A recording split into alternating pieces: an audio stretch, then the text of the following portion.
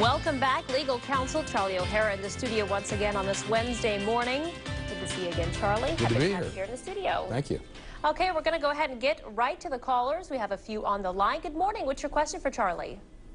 My question is, my ex-husband is now saying that he wants to sue me for back child support because we're about to do a paternity test on my teenage son. Can he do that and get money back if he's not the father? Well, being a father actually is more than the DNA test. If this person, your ex-husband, raised your child and he or she is now in their teens, I don't think doing a DNA test is very good. He's been the father the whole time. If he's acknowledged he's the father, regardless of what the DNA test is, the child should be in a stable relationship. So I don't think you ought to do a DNA test if he's acknowledged he's the father and paid child support. If he hasn't and it's some argument that came late in life, well, then sometimes that can be done. But it's paramount that we take care of the children and keep the children in a stable relationship. So doing those tests late in someone's life when they've had a father is not good for anybody. And once you've already, claimed that you are the father and raised them as your child, can you really claim that back child support anyways? Well, I don't think so. I mean, there's always a different situation that can develop under the facts. Right. But normally speaking in that situation, you're the father. You've claimed him. You've raised him. You've been the father. It's the best interest of the child to stay in a stable relationship, and we don't want to, the courts don't want somebody finding out at 16 years old, oh, by the way, that guy that raised you all this time is not your dad. Okay. You know, they don't like that. That doesn't help the child. That doesn't help anybody. Okay. Thank you, Charlie. Appreciate your call, too. Thank you so much. We're going to go ahead and get back to the phones. Good morning. What's your question for Charlie today? Me? That's right. Go ahead. Okay. My question is, I was watching you on the same TV station a few months ago, and you were talking about somebody that had been deemed unfit for employment.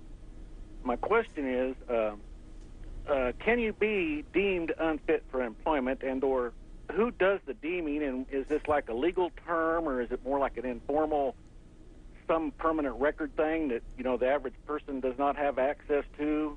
Well, I guess to stop you quickly, that's not a legal term. And if I said that, I may have even misspoke. I think I may have said that in relation to some child support things and things like that when someone is disabled and they've gone like to the Social Security Administration or something like that, and they've been told that you're disabled, you're not supposed to work, or their doctors told them they're not supposed to work and they're getting aid. Well, that changes the child support, and that changes a lot of things. So if I used it, was probably in relation to that. I don't know that anyone's really deemed not to be able to work, but if the Social Security Administration says they're disabled and they get a check every week or every month, then they're not supposed to be working, actually, because the law tells them not to while they get that check. If they get well and they can work, then they can go back and not get the check and work. I was going to say, and if they are working while collecting that check and someone finds out about it, then what? It's a crime. Okay. You can go to jail for that. It's actually stealing from the government. If you tell them you can't work and then you get aid and go work on the side, that's a crime. Okay. Thank you, Charlie. We have time for one more caller. Good morning. What's your question for Charlie today? Yes. My friend has MRSA, and he pays the hospital for a week of treatments in advance. And then when he shows up, say the third day, they say, oh, you can't have your treatment today unless you pay $150 on your bill you owe us. It would seem to me that that would be a contractual agreement. Well, I think that is a contractual agreement. I think that whole law and all those procedures are changing because of the new, what we call Obamacare. But a hospital, and you're not supposed to be refusing treatment to people that are in trouble and are having physical problems. You're supposed to take care of them. So I don't know the exact situation, but I think that'll change with the new law. Okay, thank you. Good to see you again, Charlie. And thank you so much for calling in. If you didn't get on the line, Charlie will be here next Wednesday. We'll be back in a moment with more Eyewitness News. Expect more from KSCW. This is Eyewitness News this morning in high definition, online at kwch.com.